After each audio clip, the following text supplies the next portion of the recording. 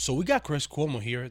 We're actually behaving like a journalist, calling out the nonsense at the DNC where they're saying, hey, we're going after the rich, we're going after the rich, while they're surrounded by the rich. Make that make sense for a second. Imagine you are saying, hey, I'm going to do X while those people are funding you. And the people that are voting, they actually believe that's going to happen. And I don't know what you guys think about Cuomo. Personally, I wasn't a fan. Still not a fan. But I like seeing this more from the media. I think the media should be less team blue, team red, and more calling out the BS. Hey, whenever they're being hypocritical, which he was during the 2020 pandemic, where he was saying one thing and then he was saying the other thing, and then during the summer of love, he was saying, who says protests have to be peaceful and all the nonsense that he said.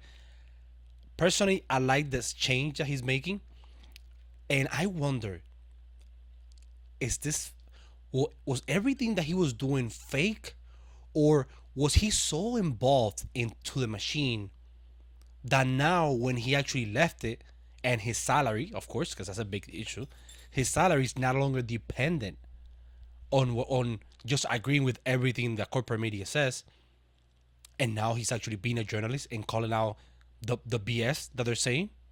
Let me show you guys here the clip.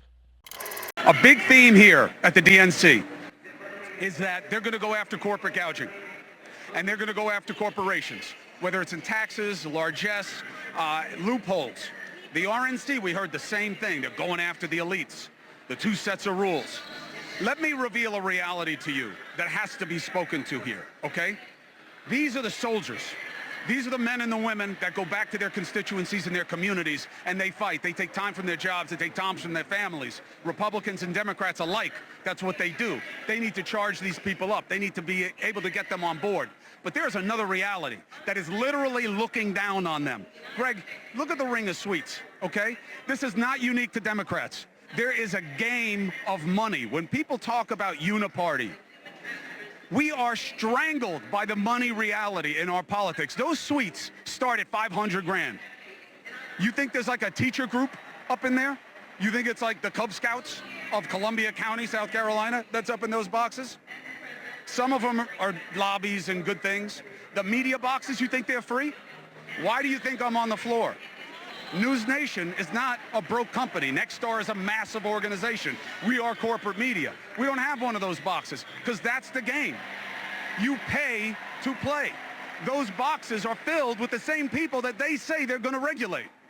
They are literally looking down on the faithful and being told, yeah, we're going to break down on them. We're going to make them pay their share. They paid $500, $700, $1 million, $1.5 million to have those seats. They get hotel suites that are probably gifted to the party. And the same thing is true with the Republican side. And they're going to take them down.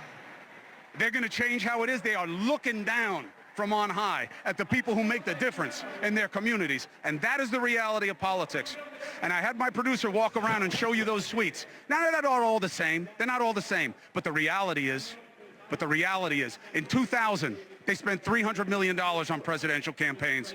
24 years later, you know what they're expected to spend?